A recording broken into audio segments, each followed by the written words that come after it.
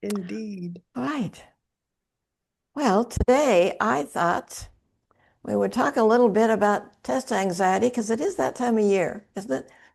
People Yes. finishing up school, Mhm. classes are finishing, their exams coming up. In fact, let's start there. Now, anybody who's raised kids and at some point they turn into teenagers will relate to this story. It's 9 o'clock at night. My daughter comes in. She is, I don't know, junior in high school, maybe a sophomore. And she threw herself into the big recliner in the living room and said to me, well, she didn't say it. She ordered me to hypnotize her. Mm. Now I'm thinking, 9 o'clock, I'm thinking about going to bed. Mhm. But she hardly ever asked me for anything. And she's truly embarrassed that I'm a hypnotherapist. Truly embarrassed. Drag her friends away from me. They were interested and curious, and she'd say, "Get away from my mom." So it's a moment where maybe we can connect. So I said, "Sure. What are we working on?" She said, "Well, I need help with the geometry midterm. She said, I can do the homework and I understand it, but when I take a test in geometry, then she said, I'm getting D's. Okay, now for all of you who've raised teenagers, go ahead, you tell me, when was this midterm? The Tomorrow. next day. There we go. Exactly. So I did. I hypnotized her. She's a really good subject, highly suggestible, and gave her some suggestions. And I don't know, it's been a long time. Uh, Brought her out of hypnosis. And I was hoping to hear, gosh, Mom, that was so helpful. Thank you. What I heard was, your voice isn't relaxing and don't use that long induction again. And off she went. You just have to keep laughing. That's the most important part of being a teenage mom is to laugh about what they do and say. So come to find out, she got a B on the midterm. Fast forward, it's 9 o'clock at night. Here she comes back in the recliner. The final is coming up. And when's the final, ladies? Tomorrow. Tomorrow. There we go. Yeah. Same thing. We went through it again. She had a few more complaints. I never got a thank you. She did get a B instead of the D's that she was getting. So clearly it worked. And I know enough about test anxiety, having helped other people with it. I've helped a lot of people. When I was in Sacramento, there are 3 law schools in the area. Mm. So I had a lot of clients who wanted to pass the bar exam. And they would wait. This part always puzzled me a bit. They would wait until they had failed it 3, maybe 4 times. And it's expensive to take, and there's a lot of studying going on. But then they would come and do hypnosis. And I learned from one of the bar students how to help her. So I developed a whole program, and people started passing the bar that we're using hypnosis for it. But just to talk a little bit about what happens to us when we're in that state. First, you study and you know the material, right? And there's no pressure. And then you go into the exam setting, and immediately there's that concern about what if I don't remember? You see a question and don't immediately have the answer, and you think, oh no, all is lost, and you start catastrophizing, and then you tense up. And what happens when you tense up? All that information you've studied gets locked in place. It's not accessible. It's there. You can't get it. How often have you walked out of an exam and said, oh, wait, let me have that paper back. Now I know the answer, Mhm. right? Because the pressure's off. I think when I took hypnotherapy training, there were 13 of us in that class. I was the only one who used self-hypnosis to prepare to take that written exam. The only one. I walked into the class that day and everybody's, I thought, and I said to them, really? Really? We're learning to be hypnotherapists? So you're telling me you didn't use self-hypnosis to prepare for this test today? Not one of them, which I found to be so surprising. We're going to be doing this for a living. Really. So That still holds true today. Most hypnotherapists don't seek the help that we give. which is a shame, isn't it? We give it away to everybody else, and we're the last ones to give it to ourselves. Yeah. Well, I think what was my advantage was that I had learned self-hypnosis probably a good 8 years before I took training to be a hypnotherapist. Mm-hmm. And so I was already in the habit of using self-hypnosis for a whole variety of things. I didn't use it every day back then. I used it when I was in a crisis mode. Then I would pull it out. And once I became a hypnotherapist, then I realized I needed to use self-hypnosis on a daily basis, or otherwise, how do I ask my clients to do that if I'm not doing it? Mm-hmm. But you're right. I do see a lot of hypnotherapists, our colleagues, that do not make good use of that, and what a shame. Yep. Because it really is helpful. So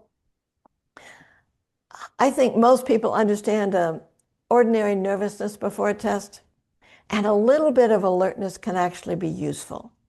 Sharpens our attention, it increases our focus, reminds us that the outcome matters. But test anxiety, well, that one's different. That happens when the mind and the body respond to an exam as though it's a threat. It seems like it's the be-all and end-all. And like I said, even if they know the material and they've studied and they feel prepared, once the test begins, their minds go blank, the stomach tightens, the heart races, handshake, and that inner dialogue, oh, that runs rampant, doesn't it? So instead of accessing what they know, they're fighting their own nervous system. And that's where hypnosis can be so helpful, because hypnosis gives us a way to work with the subconscious mind, calm the body, change the internal response to testing, and create a new mental pathway for confidence, recall, and focus. So test anxiety really isn't just being nervous, it's a learned response. Well, if we learn something, we can unlearn it.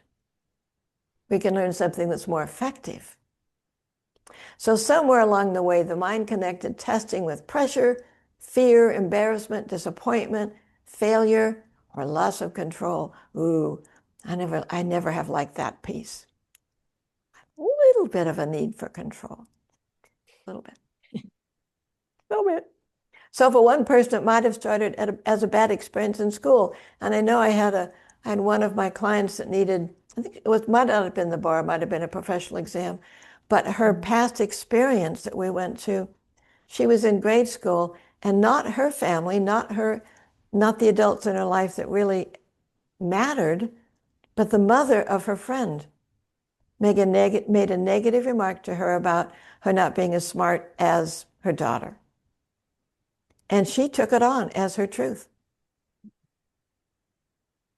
You know, she's 7 or 8 years old. That must be true for me. When my daughter was young, I remember I said to her, because I hadn't really liked math growing up, and when she was struggling with math, I said to her one day, not knowing any better, oh, you're having trouble with math. You know, I had struggled with math too. So she could have identified with that and taken it on. And when the truth is they might be struggling with this piece of math, this little part of geometry for my daughter, and not math in general. But if they globalize it, then suddenly math is a problem across the board. So sometimes it can be connected to a specific memory. It can be criticism from a teacher. Sometimes it's a look on someone's face that we decide means something that it doesn't really mean, right? Have you ever watched somebody and thought, oh, I know what they're thinking? No, you don't. No, you don't. But if you think you do, and you make a decision about yourself based on what you think's going on with them, that can stay with us, especially if we're in a place in life right then when we're a little more vulnerable than usual. Yeah. I was in front of a group one time speaking, and I hadn't spoken at conferences for very long.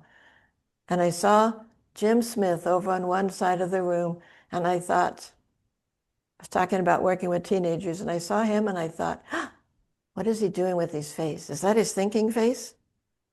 Or is he disagreeing with everything I'm saying? And then I'd say to myself, don't look at Jim.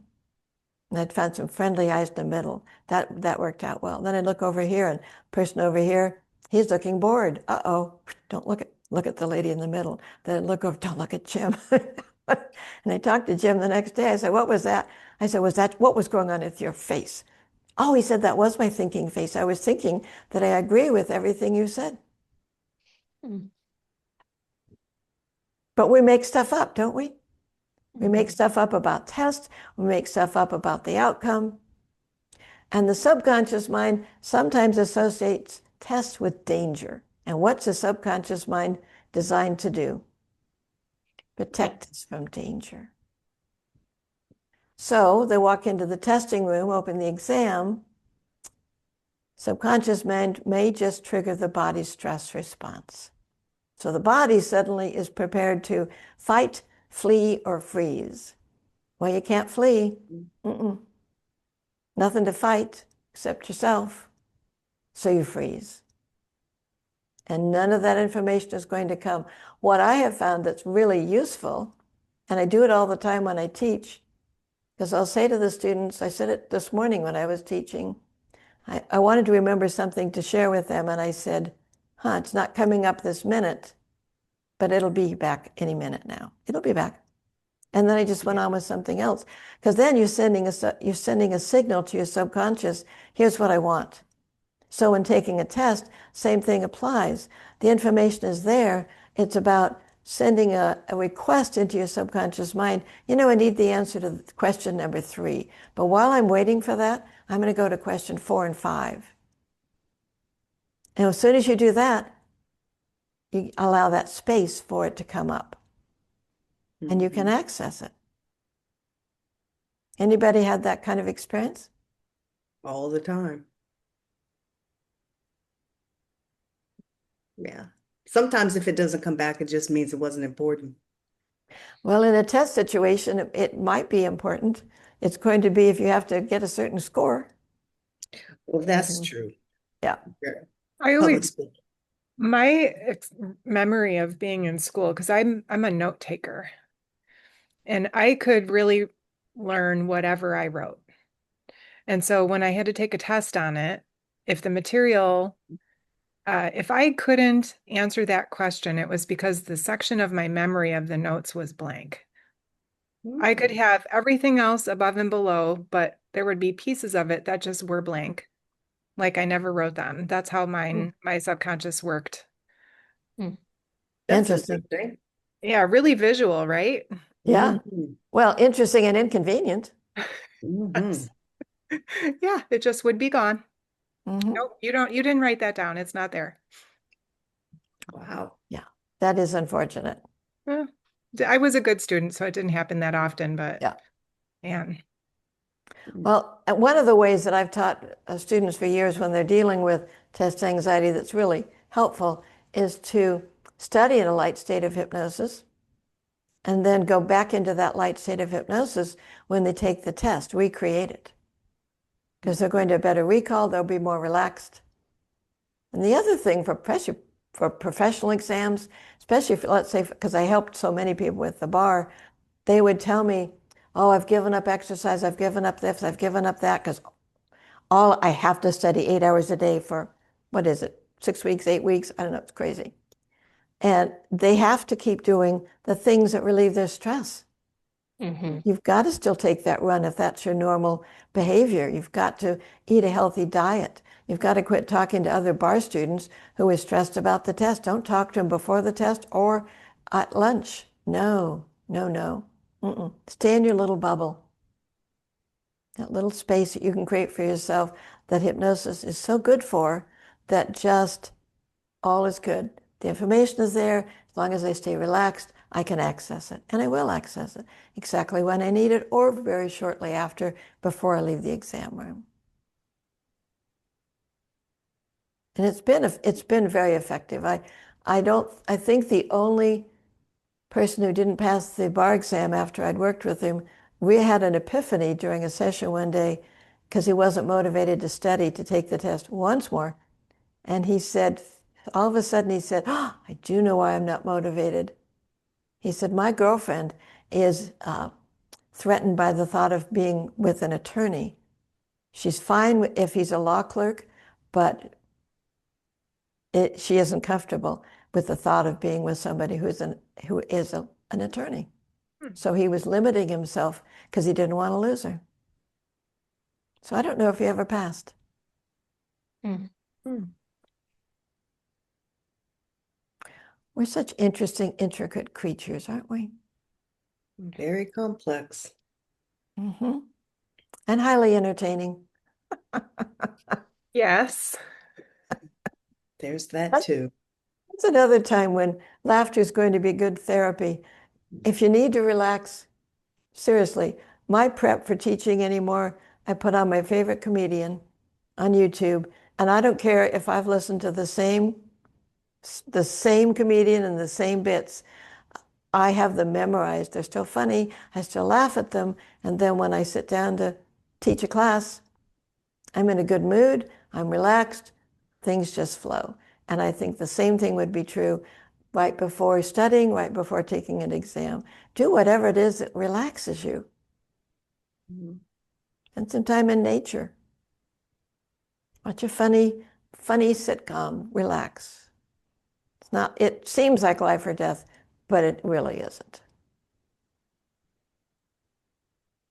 And it's interesting that you say that our body kind of gets in that freeze mode because we need to protect ourselves, and everything is just so highly competitive. It's competitive to get a good score, and then you got to get a good scores to get a good job. I mean, there's just layers and layers of competitiveness. So it's no surprise that we take that on as a threat. Mm-hmm. And get into that freeze mode. Yeah, that's interesting. It is, and yet I don't think that's across the board, that competitiveness. When I spoke with my son-in-law recently, he does IT security for the Department of Defense, and they're looking to hire new people right out of college with a degree in computer science. And so I was telling him my partner's young son has that. And I was trying to explain what school he'd gone to, and that one more class he'd have a minor, his minor would be in math. And my son-in-law said, doesn't matter. Doesn't matter where he went to school. All that matters is he has a bachelor's degree in computer science, period. So maybe maybe we need to alter our thinking that what if part of life isn't as competitive as we think it is? Because the right job is lined up for us at the right moment if we allow that to happen. True. Yeah. And as soon as you think it's competitive, your subconscious will find ways to prove that that's true. I've had people say, oh, there are no jobs in my field. Subconscious, designed to protect us, is going to say, let me narrow your focus. They're out there, but I'm not going to allow you to see them because based on your belief, they don't exist. So I'm just going to I'm going to agree with you and show you an external experience that matches your belief. Yeah. So maybe it's about changing our expectations and giving ourselves a little bit of a break to relax, and it's all good. It's all going to unfold in a way that really is for our highest good, if that's what we expect. Whether it's taking a test or looking for a job or any of those things. The law of assumption. The universe will acquiesce to what your largest assumptions are. There we go. So that's my thought for today on how we can work with test anxiety, with maybe from a different perspective. Hopefully that was something in there was helpful for someone. Great information, Catherine. Yeah. Very good information. Thank you, Catherine. You're welcome.